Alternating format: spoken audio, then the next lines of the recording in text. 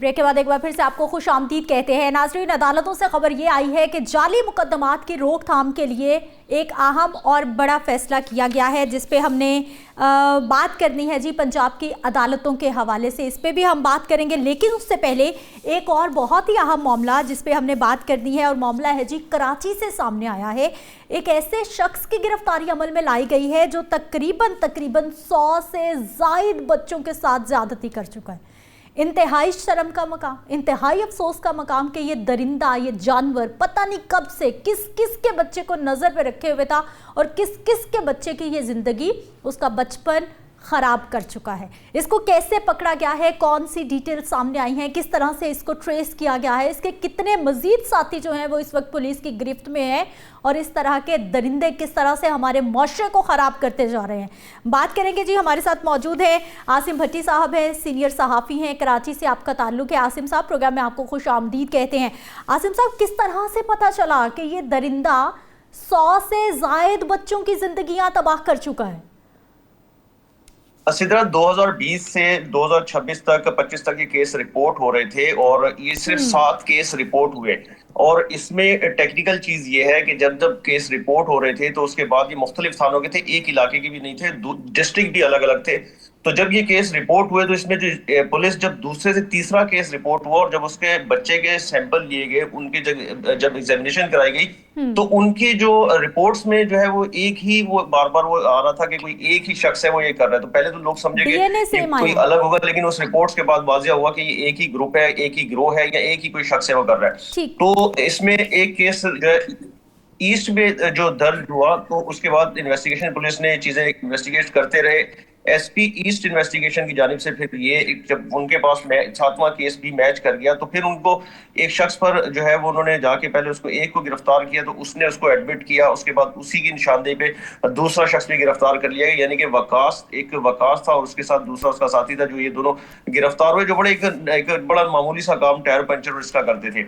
तो ये दोनों जो है बच्चों को बहला फुसला कर उनको दूर दराज खाली मुकामात पर ले जाकर उनके साथ बदफेली का अमल करते थे। और जब इनकी गिरफ्तारी के बाद इन्वेस्टिगेशन शुरू हुई, तो उसमें फिर चीज सामने आई। उन्होंने खुद एतराफ किया कि ये तकरीबन मुबैना तौर पर 100 के करीब जो बच्चे हैं उनको वो इनकी हवस का निशाना बन चुके हैं। उनमें से चंद एक ऐसे थे जो कि जब वो शोर शराबा सुनते थे तो वो शोर शराबा करते थे, तो फिर ये उनको छोड़कर भागे हैं। और इन दरिंदा सिफ्त जो दोनों मुल्जिमान हैं, इनका टारगेट भी जो है वो पोश इलाकों की बजाय छोटे इलाके, जहां पर छोटे बच्चे आसानी से मिल जाए, कम उम्र वाले इनके बहलाए फुसलाए में आ जाए, तो इसलिए ये अपनी वारदात करते थे। और ये इन 2000 भट्टी साहब, एक तो सवाल सर मुझे ये बताइए कि 2020 से लेकर 2026 तक आपने कहा कि ये सारे वाकयात रिपोर्ट हुए हैं। सर, ये इन 6 सालों में हमारी पुलिस कहाँ पर थी, या फिर पुलिस की प्रायोरिटीज ही नहीं है कि इस तरह के वाकयात को भी हमने रोकना है?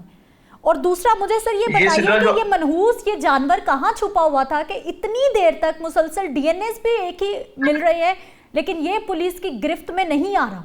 ये प्रायोरिटीज का मसला था या फिर ये मुलजिम बहुत ज्यादा शातिर था? नहीं, ये जो आपने दूसरी बात की ना, प्रायोरिटीज का मसला, ये प्रायोरिटीज का मसला था। मैंने जैसे बताया कि जो इनके जो केस रिपोर्ट हुए वो सिर्फ 7 केस रिपोर्ट हुए। उन्होंने भी बड़ी हिम्मत करके पुलिस पे आगे केस अपने रिपोर्ट करा दिए, लेकिन उसके बाद जो दीगर के साथ हुआ वो केस ही रिपोर्ट नहीं हो रहे। तो पुलिस उसी एक नॉर्मल अंदाज में नॉर्मल इन्वेस्टिगेशन कर रही है।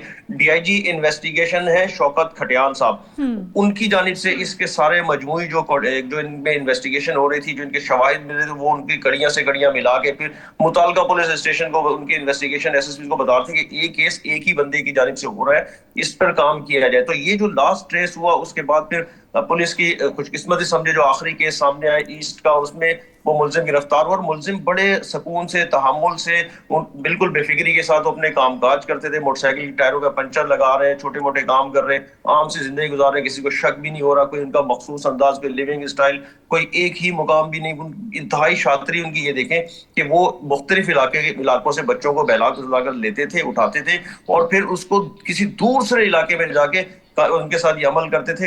इनकी बचने की एक वजह टेक्निकली वो ये भी है, जो पुलिस बता रही है, कि ये एक किसी मखसूस इलाके में ये अमल नहीं हो रहा था, ये इलाके बदलते रहते थे, बच्चे बदलते रहते थे, जिसकी वजह से बच रहे थे। और फिर दूसरा, पुलिस की रिवायती जो इन्वेस्टिगेशन होती है उसकी वजह से भी इसमें इंतहाई ताखीर हुई और इतनी बड़ी तादाद में बच्चे जो इनकी हवस का निशाना बने। भट्टी साहब, आपने कहा कि ये इलाके बदलते रहते थे, बच्चे बदलते रहते थे। सर, ये पूरे पाकिस्तान तक इनका नेटवर्क फैला हुआ है, सिर्फ कराची तक है, सिर्फ सिंध तक है? और दूसरा, मुझे ये बताइए कि क्या ये एक ही इलाके में ये जानवर इतने सालों से रह रहा है, एक ही जगह पर इसकी दुकान है, या फिर ये अपने अड्डे भी तब्दील करता रहा है? नहीं सिद्रा, ये रहता तो एक ही जगह था, लेकिन ये वारदातें जो करते थे ये दूसरी जगहों पे जाके करते थे। अच्छा, जब ये वारदात सीधा रिपोर्ट हुई है तो उसके बाद से जब इनको कोर्ट में पेश किया, कोर्ट ने अब ये रिमांड पर हैं और इनसे मजीद जो वो केसेस सामने आ रहे हैं, लोग जो है, पुलिस अब उनसे रिक्वेस्ट कर रही है कि अब अगर किसी के साथ ऐसा अमल हुआ है तो वो भी सामने आए, क्योंकि अब तक 3 बच्चों ने इनको शनाख्त किया है और जो 2 बच्चे और हैं जिन्होंने बाकायदा दोनों, 3 ने तो एक को शनाख्त किया, 2 बच्चों ने दोनों मुल्जिमान को शनाख्त किया है और मजमूई तौर पर 7 केस हैं। तो अब वो जो मजीद केसेस हैं उन्होंने भी पुलिस से राब्ता किया और पुलिस उनके जो है ना शवाहिद और सारी चीजें, मौका मुआयना, बच्चों से स्टेटमेंट ले रहे ताकि इनके खिलाफ मजीद केस जो है वो दर्ज हो और फिर इनको अदालत में कड़ी से कड़ी सजा दिलाई जा सके। भट्टी साहब, अब मुझे आपने बताया कि अभी तक 2 मुल्जिमान को गिरफ्तार कर लिया गया है और ये जो 100 बच्चों की कहानी है, ये इस जानवर ने खुद बताई है कि 100 के करीब बच्चों को ये अपनी ज्यादती का हवस का निशाना बना चुका है? और दूसरा, मुझे ये भी बताइए कि मजीद कितने लोग इसके साथ मुलविस हो सकते हैं? देखिए सिद्रा, इसमें एक शख्स जो है इनके साथ मुलजिम मजीद एक उसका सामने आया कि वो हो सकता है, क्योंकि एक केस में 2 से ज्यादा अफराद ने बच्चे के साथ बदफेली की, तो यानी कि तीसरा मुलजिम भी है। अच्छा, जो केसेस की तादाद जो इन्होंने खुद बताई है, वो उनसे क्रॉस चेक इंटेरोगेशन हुई है। पहले एक मुलजिम को अलग से पुलिस ने इंटेरोगेट किया, उसने तादाद बताई, फिर दूसरे मुलजिम को पुलिस ने अलग से इंटेरोगेट किया, तो मजमूई तौर पर जो इनकी वारदातें वो 100 के करीब बन रही है। कुछ वारदातें ऐसी है जो मुलजिम वकास ने अकेले भी अंजाम दी है, लेकिन अक्सर औकात जो है वो जो मुलजिम उसका साथी इमरान है, दोनों मिलकर ये वारदातें करते थे। तो एक तीसरा मुलजिम जो है, पुलिस ने उसका नाम भी सफेराज में रखा है ताकि उसकी गिरफ्तारी अमल में लाई जा सके। और ये नेटवर्क सिर्फ इनका कराची तक महदूद था, एक ही मुकाम पे ये काम करते थे और जो अपनी वारदात है वो बचने के लिए, कानून की गिरफ्त से बचने के लिए दूसरे इलाकों में जाके किया करते थे, ताकि वो किसी को इलाके में ना पता चले जहां पर हम रहते हैं वहां पर हम बिल्कुल सेफ, सिक्योर, साफ सुथरे तरीके से जिंदगी गुजारे, तो हम पे कोई इस किस्म के क्राइम का शक भी नहीं करेगा। भट्टी साहब, मुझे सर ये बताइए कि इस वक्त ये जो जानवर पकड़ा गया है, एक तो इस पे कौन कौन सी दफात लगी हैं और उन दफात में मैक्सिमम क्या सजा हो सकती है? इसको तो मेरा ख्याल है कि सरेआम फांसी मिलनी चाहिए। जिस तरह से कसूर का जैनब का केस सामने आया था और पूरा पाकिस्तान गुस्से में आ गया था, मेरा ख्याल है 100 बच्चे जो है वो हमारी पूरी नस्ल बर्बाद करके रख दी इस जानवर ने। उनके लाशौर में वो सारी की सारी चीजें किस तरह से महफूज हो जाएंगी, वो पूरी जिंदगी अपनी क्या करेंगे, जो बताने के भी काबिल नहीं है। और दूसरा ये मुझे बताइए सर कि सिंध हुकूमत कितनी ज्यादा इस पे नोटिस ले रही है या फिर कितनी ज्यादा सिंध पुलिस इस पे एक्टिव है? नहीं, इस केस के बाद जो है, जैसे ये केस हुआ, आईजी सिंध ने भी नोटिस लिया, जब ये गिरफ्तारी हुई वज़ीर सिंध की जानिब से भी सख्त तरीन अहकाम जारी किए गए हैं कि इन मुल्जिमान के खिलाफ ठोस से ठोस शवाहिद जितने मैक्सिमम होते हैं वो इकट्ठे किए जाए और फिर इनको कैफर किरदार तक पहुंचाया जाए। दूसरी आपने एक बात की, ये जो बच्चों के साथ बदफेली हुई, इन दरिंदा शख्सों ने ये कर तो दिया, लेकिन अब इसके असरात उन बच्चों के पूरी जिंदगी उनके जहन पर सवार रहेंगे, वो इस दबाव में, इस कैफियत में अपनी जिंदगी गुजारेंगे। और तीसरी बात जहां तक रहे इनकी सजा की, तो इन पे पुलिस का जो है अब पुलिस फुल एक्टिव चल रही है, इस पे मुकम्मल तौर पर तहकीकात की जा रही है, शवाहिद ले रहे, ताकि इनके खिलाफ मैक्सिमम जो है वो इनको सजा दिलाई जा सके। और जो इन पे मुकदमा दर्ज है वो इसमें कुछ चंद की नौयत अलग है, कुछ ऐसे है जो बदफेली के मुकदमा है, जबरदस्ती बदफेली करना, जिसकी सजा सख्त तरीन सजा है। अगर पुलिस उसमें कामयाब होती है, तमाम तर शवाहिद पुलिस इकट्ठे करके अदालत में पहुंचा देती है और वो कपड़े, वो डीएनएज उन बच्चों के, जाहिर है कुछ ऐसे हैं जो बदफेली उन्होंने रिपोर्ट ही नहीं कराया और वो बच्चे, उनके वालिदैन भी अपनी इज्जत, इस मुआशरा, हमारा मुआशरा भी तो है ना जो उंगलियां उठाता है, हम बहैसियत मुआशरा में किसी को माफी नहीं करते, किसी पे अगर किसी का कुछ हो जाए तो हम उसके ऊपर डबल उसके ऊपर उंगलियां उठा रहे होते। तो हमारा मुआशरा बदकिस्मती से ऐसा है, तो माँ बाप जो है वो अपनी इज्जत बचाने के चक्कर में भी, कि अब जो होना था वो हो गया, अगली सारी जिंदगी इज्जत बचाने के चक्कर में सामने नहीं आते। भट्टी साहब, इन दोनों मनहूस दरिंदों की मुझे ये बताइए कि उम्रें कितनी हैं, इनका मैरिटल स्टेटस क्या है, ये क्या ये सिंगल है, शादीशुदा हैं, इनके अपने बच्चे हैं, इनका खानदान है, इनका अपना क्या स्टेटस है? नहीं, यहाँ पर दोनों गैर शादीशुदा है सामने आए हैं अभी तक, और सामने इनके कोई जाहिर है ऐसा केस आया कि उसके खानदान वाले भी कोई सामने नहीं आ रहे। अलबत्ता इनकी उम्रें जो है वो अब 25 से 30 साल के दरमियान की उम्रें हैं इन दोनों की। तो ये इसी उम्रों में और एक अर्स, और यहाँ पर ये कोई मतलब कम उम्र में आके इन्होंने यहाँ पर काम शुरू किया था। जो इलाके से इन्वेस्टिगेशन हुई हैं, जो इनके इर्द गिर्द से कि कभी इन्होंने ऐसे फेल या कोई ऐसी चीज सामने वो नहीं आ सकी है।